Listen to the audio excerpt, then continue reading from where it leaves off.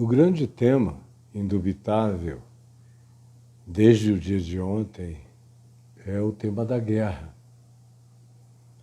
E hoje eu falei já de manhã a respeito, ontem mais de uma vez. Eu sou uma pessoa ligada a essa temática toda a minha vida, desde mesmo de antes de eu ter a revelação do Evangelho explodindo no meu coração. Porque nós, em geral, e esses dias eu tenho lido todos os comentários, ou quase todos, e respondido a muitos comentários, a gente vê que quanto menos inteligente a pessoa é, ou culta a pessoa seja, ou perceptiva, ou adiantada cognitivamente ela seja, quanto menos seja, mais complica, mais inventa história, mais apela para teorias da conspiração, mais traz vetores de todos os lados. E é óbvio que quando a gente está examinando um embate como o atual entre o grupo terrorista Hamas contra a população civil de Israel, não é contra o Estado de Israel, nem contra o governo de Israel necessariamente. Eles tornaram esse embate um embate contra a população de Israel. Eles não tinham alvo definido. Era quem interessar possa. Não tinha um serviço de inteligência para dizer, nesse prédio aqui estão 50% das mentes mais brilhantes da inteligência judaica, vamos acabar com ele. Ou não tinha nada da ordem de um xadrez normal, de uma tentativa de eliminação cirúrgica de um inimigo numa situação de confronto bélico ou militar. Não. Era invade e mata todo mundo, é chacina. Chacina do povo de Israel feita pelo grupo terrorista do Hamas. Então, o tema tópico é simples desse. Agora, é claro que quando você começa a avaliar a história, e para uma pessoa como eu, essa é uma história que tem as suas raízes há 4.000 anos atrás. E que se eu esquecer essa história longa e tudo que eu sei de 4.000 anos atrás para cá, esquecer, em consideração a quase todo mundo, se eu apagar da minha mente tudo que eu sei e eu ficar apenas com o que vem acontecendo, eu tenho que zerar a minha contagem para dar uma simplificada geracional de compreensão de 1948 para cá, da chegada dos exilados israelenses, israelitas, buscando uma cidadania no chão dos seus antepassados, que era a terra de Israel, da qual estavam desterrados desde o ano 70 da era cristã. Portanto, há quase 2 milênios desterrados, espalhados pelo mundo, especialmente pela Europa e pelo leste europeu, pela antiga Federação Russa, pelo Império Russo, pela Federação Russa, pela União Soviética, depois. E muitos deles também tiveram abrigo no Irã. Tem uma comunidade de judeus iranianos que torcem, inclusive, pelo Irã contra Israel. Eu não sei se você sabia disso. Pouca gente sabe, mas eles não são fracos lá. São judeus anti-Israel, anti-sionistas, anti-Israel, ante qualquer coisa em Israel. Eles gostariam que Israel tivesse continuado disperso. Aliás, na Pérsia, que é o Irã de hoje, desde sempre eles estiveram lá. Eles são muito mais antigos, esses judeus, eles são remanescentes de 2.500 anos atrás, quando Ciro Persa assinou o édito que dava liberdade para todo judeu voltar para sua terra, especialmente para reconstruir Jerusalém, e muitos vieram, mas nem todos. Você lê, por exemplo, no Salmo 133, na Bíblia judaica, o apelo para que os irmãos que estavam dispersos voltassem para a terra, porque era bom e agradável viverem unidos os irmãos. E quem tem um mínimo de conhecimento bíblico sabe o que está escrito lá no Salmo 133. Era um salmo daquela época, daquele tempo, com essa finalidade, há 2.500 anos atrás. Por isso é chamado de um salmo pós-exílico. Então, esse grupo permaneceu lá, já estava lá muito antes do islamismo vir a existir. Eles já estavam lá e nunca voltaram.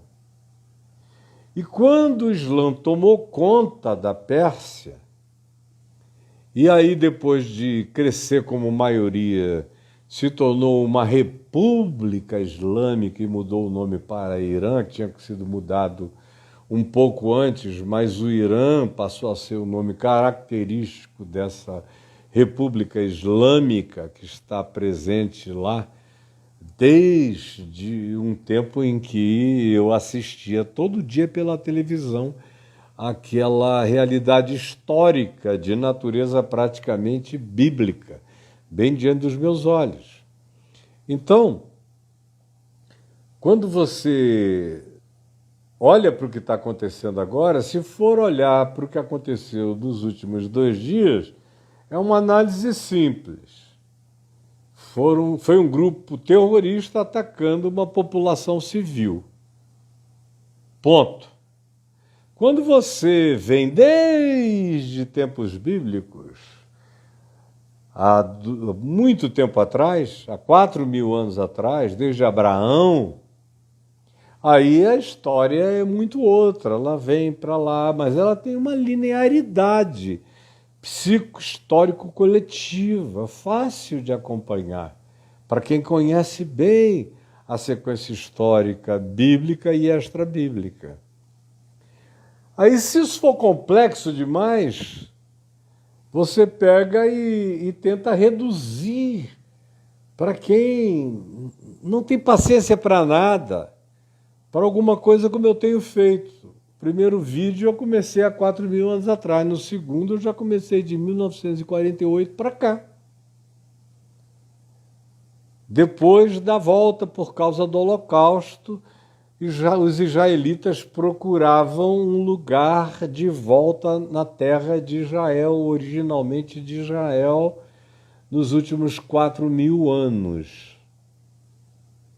Antes de Josué entrar na terra e desbancar os heveus, os jebuseus, os cananeus e todos aqueles povos, incluindo os filisteus, que moravam em 5 cidades, dentre as quais Gaza.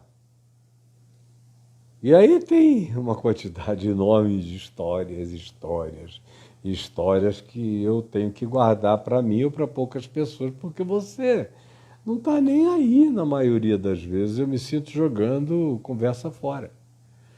Então, fazendo uma hiper-redução, você ainda assim vê as idas e vindas, as tentativas, como é que foram, como antes dos israelitas chegarem em 48, a população palestina com os judeus habitavam relativamente em paz depois das cruzadas, quando os cristãos saíram da parada, porque as cruzadas não foi um conflito entre judeus e palestinos. Era um conflito entre o cristianismo e o islamismo, sob o pretexto de tomar Jerusalém de volta para os cristãos.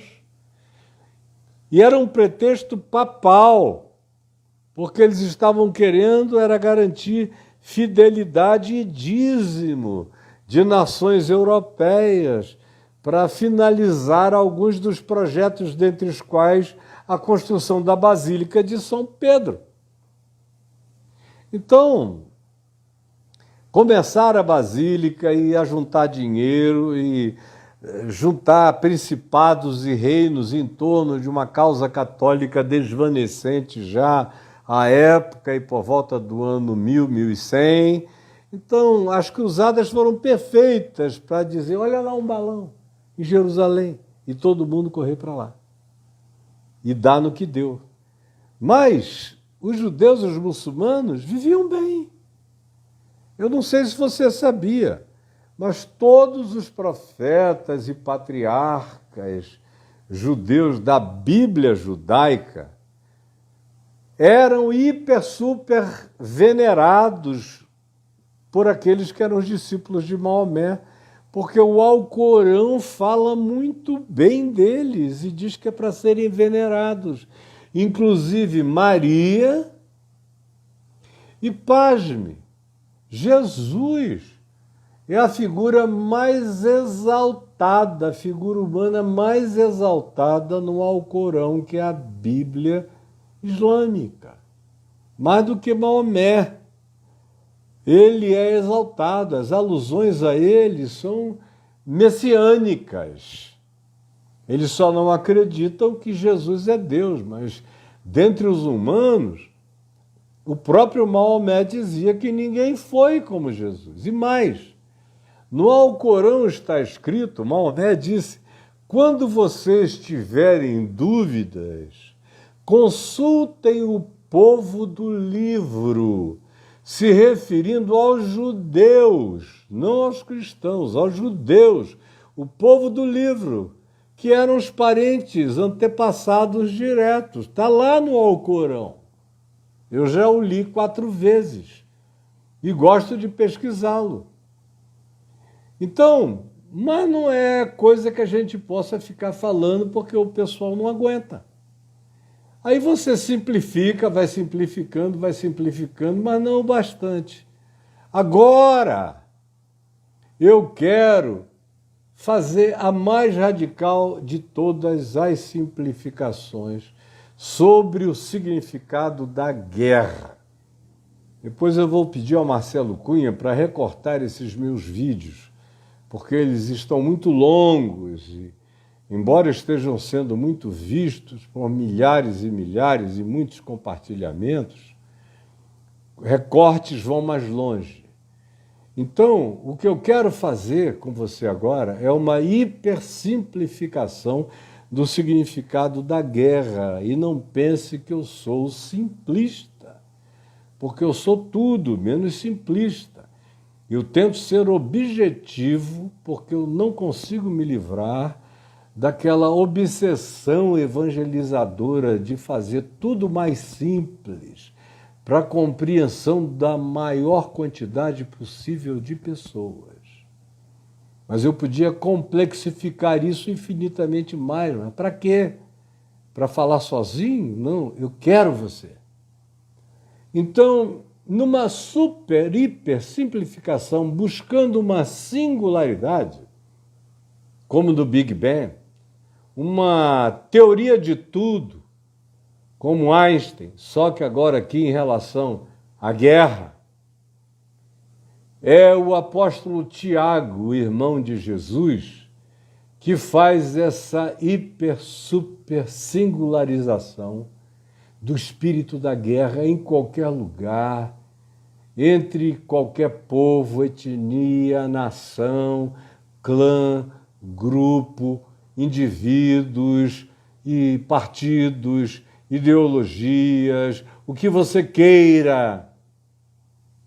Na base de tudo está isso que Tiago diz, no capítulo 4, versos de 1 a 7 da sua epístola. Tiago, que cresceu ao lado de Jesus como irmão, filho de Maria, irmão de Jesus, cresceu ao lado dele na Galileia. É esse cara que escreve essa epístola que tem no Novo Testamento. E que diz: de onde vêm as guerras? De onde vêm as guerras e as contendas que há entre vocês? Não vêm das paixões que guerreiam dentro de vocês? De onde vêm as guerras, as contendas, todas essas coisas que caracterizam a miséria, a mediocridade total da civilização humana? É guerra após guerra, guerra após guerra.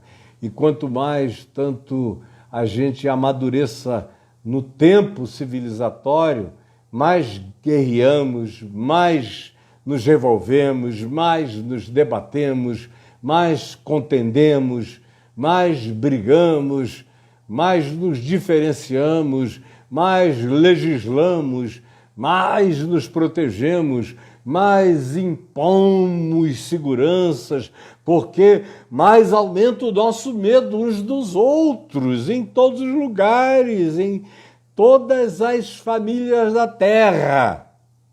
De onde vêm as guerras? Sejam elas nacionais, regionais, ou sejam elas essas pessoais. De onde vêm as contendas? Que são promotoras das mesmas guerras, é só uma questão de escala. Preste atenção, a guerra da sua casa, da sua família, da sua empresa, do seu país, em relação à guerra que a gente assiste hoje, do grupo terrorista Hamas contra a população de Israel, é só uma questão de escala, só isso. Aí Tiago diz: de onde vêm as guerras e as contendas que há entre vocês? Não vêm das paixões que guerreiam dentro de vocês? Aí ele começa a fazer uma teoria de tudo, das guerras. Elas procedem das paixões. Elas procedem das paixões. Preste atenção. Se pudesse não se sentir infantil, repita comigo só para guardar. As guerras, as minhas guerras, todas as guerras procedem das paixões. Todas as guerras procedem da ambição. Procedem do desejo de possessão, de possuir. Procedem da ambição, procedem do desejo de dominação, procedem da vontade de vingança, procedem da obsessão de posse, procedem da tradição, procedem da religião, procedem daquilo que significa a minha aculturação secular. E tudo isso nasce da mesma plataforma, da mesma base, da mesma fonte, da mesma eclosão das paixões. Todas as palavras que eu usei para caracterizar os motivadores da guerra, ambição, todas as coisas vinculadas à dominação, à possessão, a controle, à fama, à imortalidade do nome, à tradição, ou a riquezas a serem despojadas e tomadas para nós, tudo isso tem a ver com paixão, com capricho, com esse narcisismo individual que se coletiviza. Você já estudou a história, por exemplo, de um cara como Hitler? Onde você vê o poder da paixão. E como o poder da paixão de um, quando encontra latência no coração de outros, forma não necessariamente um grande grupo, mas forte o suficiente para ensejar e iniciar um movimento de apaixonados que, quanto mais confessam as suas paixões, mais ideologizados pelas paixões ficam, e mais comprometidos com elas, e mais religiosos delas, e mais fanáticos por elas, e mais necessitados de demonstrar a sua lealdade para com elas.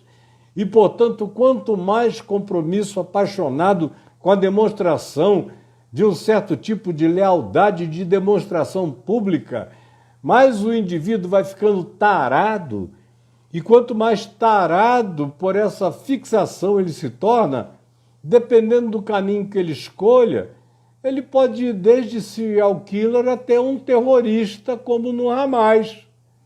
Sem falar no elemento da vingança.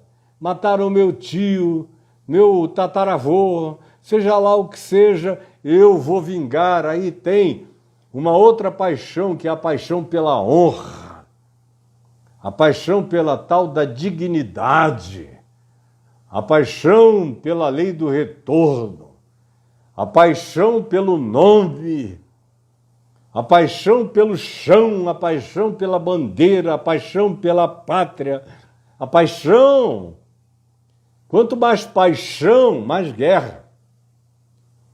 Desde a vida individual, uma paixão alucinada pela sua namorada ou mulher, faz você ser capaz de brigar com os amigos, de sair do tapa na festa, de enlouquecer, de ficar insano e vice-versa, da mulher por você.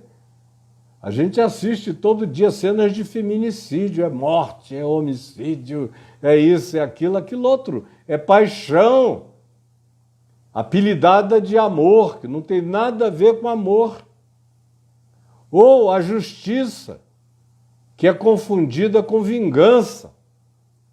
A justiça não quer extrapolar de uma geração para outra.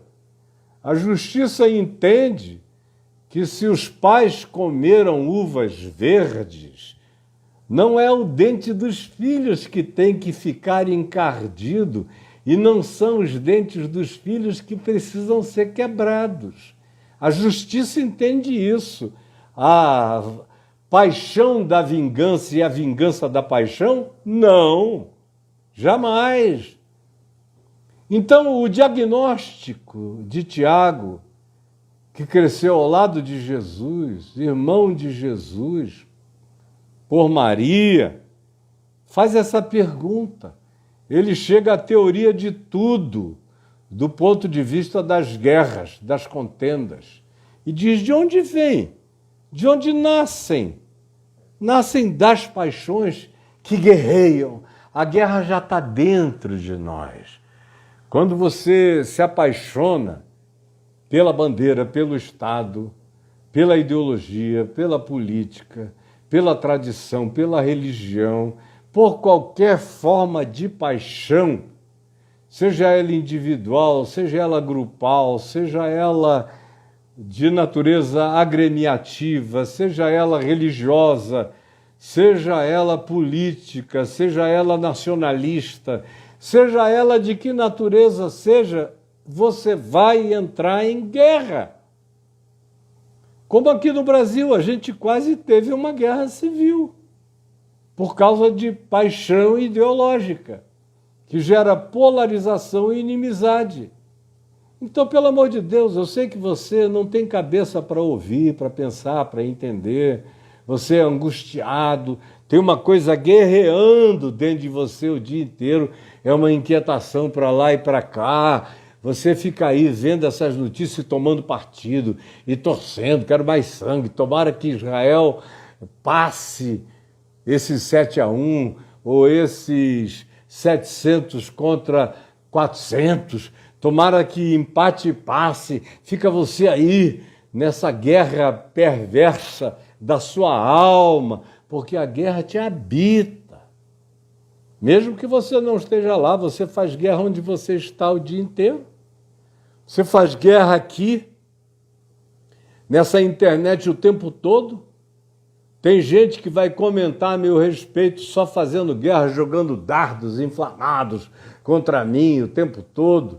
Não sabem de nada, mas jogam dardos, dardos, dardos, pedras, pedras, pedras, porque essas paixões guerreiam dentro de vós.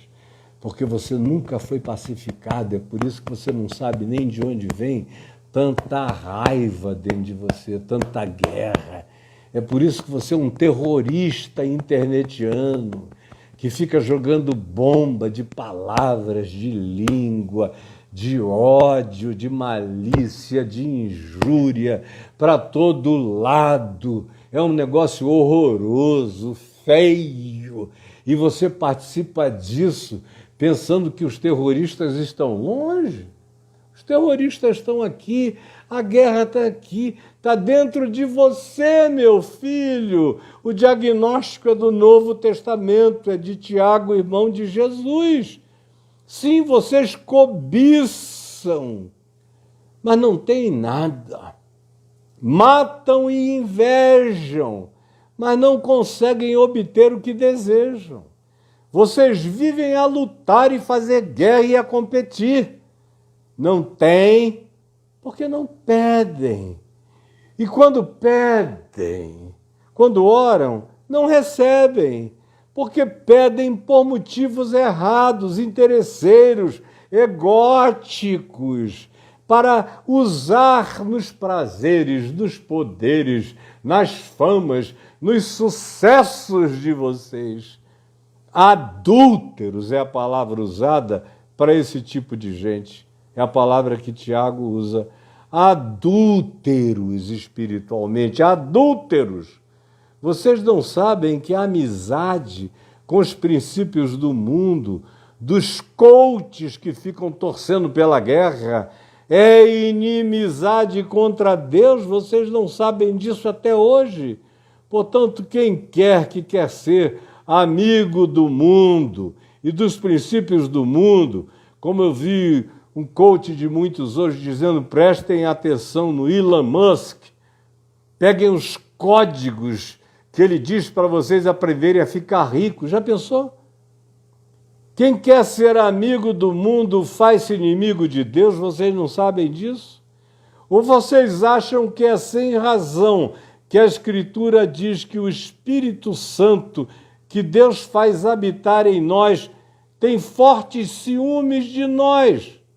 Quando o nosso coração se desvia, o desvio é esse. É um desvio de princípios, é um desvio de cognitividade, é um desvio de entendimento, de percepção. Mas Ele nos concede graça, por misericórdia. Por isso é que a Escritura continua a dizer, Deus se opõe aos orgulhosos, aos cobiçosos, aos arrogantes, mas concede graça aos humildes. Portanto, submetam-se a Deus e resistam ao diabo, e ele fugirá de vós. Resistam ao diabo. Essa palavra que eu disse dava para salvar o mundo inteiro. Dava para salvar o mundo inteiro. Porque ela é verdadeira, ela é fiel, ela é inquestionável e ela é poderosa. Daria para salvar o mundo inteiro. Mas a começar de você, eu pergunto, você quer? Quem quer? Quem quer? A maioria não quer. E aí vivem em guerra. Expressam a sua guerra o dia inteiro. Começa dentro de casa com sua mulher, com seus filhos e vai embora.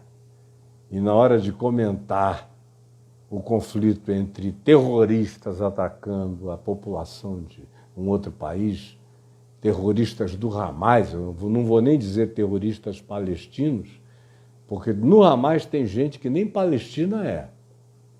Terroristas do Hamas atacando a população de Israel, você fica mostrando a sua guerra.